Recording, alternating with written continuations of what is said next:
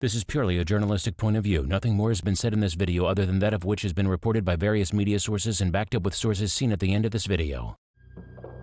Few wrestling families have been as celebrated or as notorious as the Von Erich family, a dynasty of brothers who drew huge crowds in their father's Texas promotion. The second-generation sons of Fritz Von Erich were popular stars in his world-class championship wrestling, who showed much promise, including future NWA World Heavyweight Championship reigns.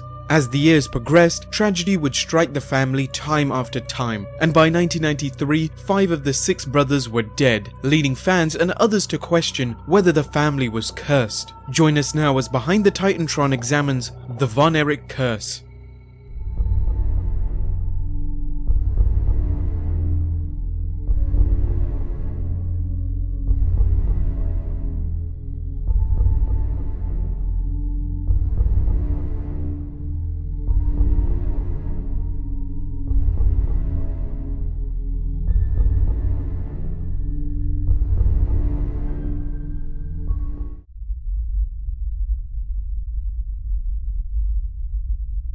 In 1986, the wrestling world was changing rapidly. With the WWF having taken the lead and continuing its national expansion, rival promoters looked to see how they can enjoy similar success or in some cases, just survive.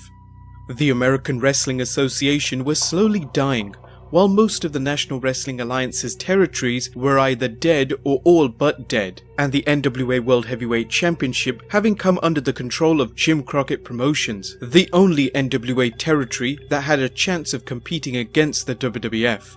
Around this time, Bill Watts decided to turn his Mid-South Wrestling territory into a national promotion, eventually renaming it into the Universal Wrestling Federation.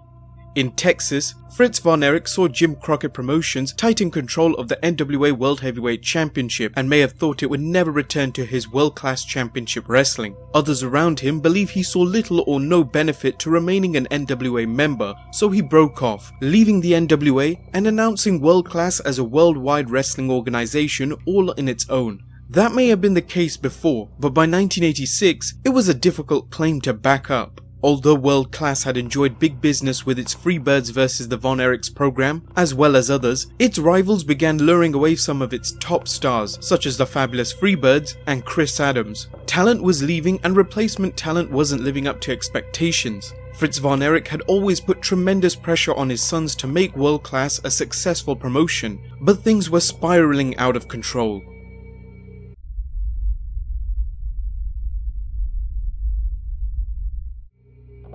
In 1986, Kerry Von Erich suffered a motorcycle accident. According to Dave Meltzer's tributes, in June 1986, Kerry was involved in a serious motorcycle accident. He was traveling at an unsafe speed, shoeless, and wearing nothing but gym shorts. He made an ill-advised pass and crashed into the back of a patrol car. After 13 hours of microsurgery, they transplanted muscle and skin tissue from Kerry's back to restore circulation and try to save his foot. He also suffered a dislocated hip, a crushed right ankle, and many internal injuries. Nearly every specialist put to rest any hopes of his ever coming back to the ring. Kerry's wrestling future was questionable, and his injury couldn't have come at a worse time. World-class championship wrestling was feeling the effect of competitors such as the WWF, Jim Crockett Promotions, and Bill Watts Mid-South Wrestling.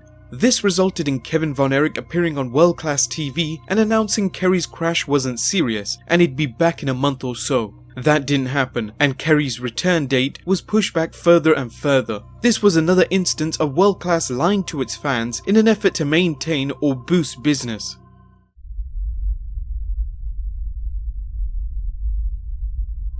Although it is simple to say the Von Erichs were cursed, thus resulting in tragedy after tragedy, Fritz Von Erich's domineering parenting must be considered. As seen in part 1 of the Von Erich curse, Patriarch Fritz maintained a tight leash on his sons, even after they married. Fritz had high expectations for his sons, and some argue he lived vicariously through them. In the book Wrestling Babylon, Luthez commented, "I know we're only wrestlers, but we're still people, and we have to treat our children like people, and you can't live your life through your kids." Fritz never understood that. I remember watching one time backstage in Fort Worth, they had the TV monitor on, and there was this man grossly overweight, chain smoking, sitting there transfixed, watching his kids. Every time one of them did something, he'd point to the screen and say, "Isn't that great?" It was embarrassing.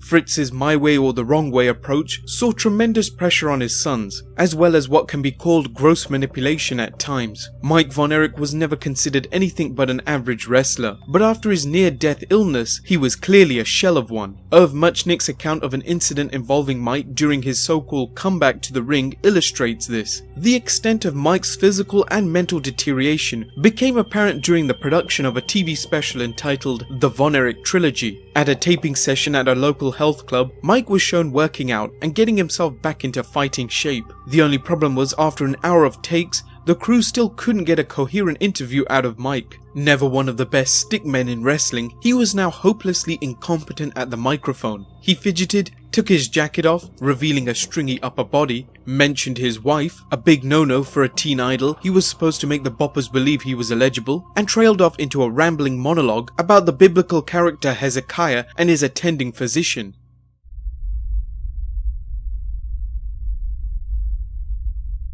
"1987 saw world-class championship wrestling and the Von Erich family suffer blow after blow. Fake Von Erich cousin Lance Von Erich quit world-class championship wrestling abruptly, joining a new rival promotion, Wild West Wrestling. Possible reasons include his frustration with new booker Bruiser Brody pushing him down the card, and Fritz reportedly refusing a pay rise. When he jumped ship to Wild West Wrestling, a furious Fritz went on TV and denounced Lance as a phony, telling the fans he'd never been a Von Erich. This blatant disregard of kayfabe further damaged the fans' belief in the once irreproachable Von Erichs.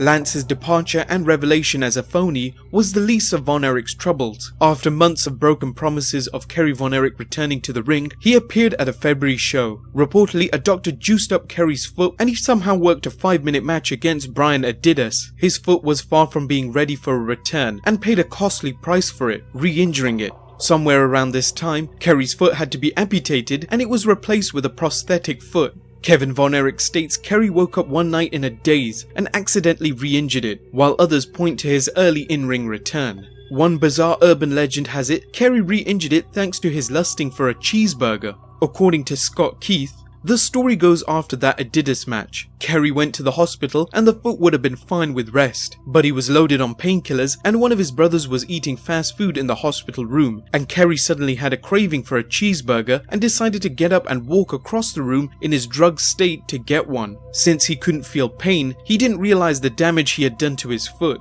and so they amputated it. This one has been debunked several times since it came about, but it's much funnier than the sad real reason, so obviously it's got the staying power. Whatever the reason for losing his foot, Kerry kept the prosthetic a secret, and wrestling lore has it he even showered with his boots on. However, during the AWA 1988 show against Colonel De Beers, Kerry's opponent grabbed his boot, accidentally pulling it off and revealing a sock with no foot.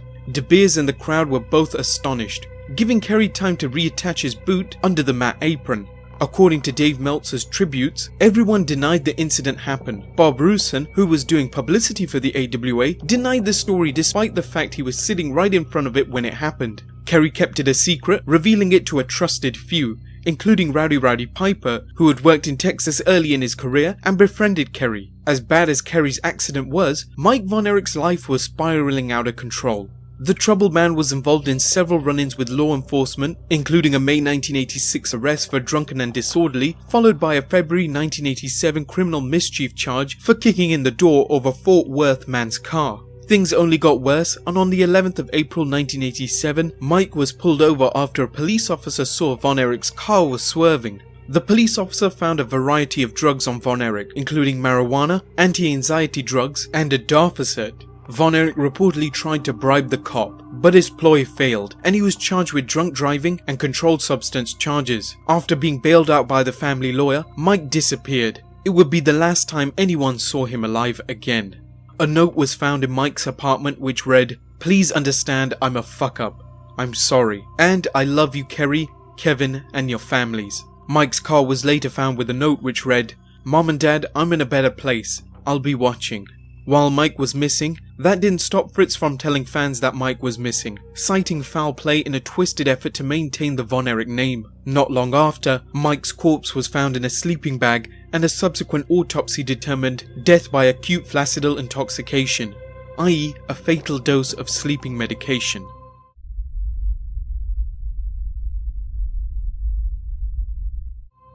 World Class would see further ups and downs in business, but the Von Erich family continued to suffer tragedy after tragedy. Kerry performed with his prosthetic foot and showed remarkable ability in putting on good matches. However, personal demons continued to plague him. Youngest brother Chris was reaching the age when he could wrestle, but physical ailments such as asthma and brittle bones made it next to impossible he could have any type of run in the ring. His small size only hurt his aspirations further, and given the pressure Fritz had exerted on Chris's brothers, one can only imagine what he went through. He was reportedly upset over Mike's suicide, and on the 12th of September 1991, Chris shot himself in the head, less than 3 weeks before his 22nd birthday. By early 1989, World Class had been acquired by the United States Wrestling Association. Kerry continued working there and eventually got an opportunity to work for the WWF as the Texas Tornado. After Brutus Beefcake's parasailing accident put the Barber's career on hold, the WWF had Von Erich win the Intercontinental Championship at 1990 SummerSlam. His run with the belt was just 80 days, and he began to slide down the roster. That was the least of his problems, as Kerry's dad reportedly called Vince McMahon to get Kerry into rehab. He was on probation for a prior drug charge, where he had forged prescriptions when he was indicted on cocaine possession charges. Some believe he was concerned with the likelihood he faced prison time, which caused him to take his life on the 18th of February 1993. Kerry was found dead from a self-inflicted gunshot wound to the chest, the third Von Erich brother to take his own life.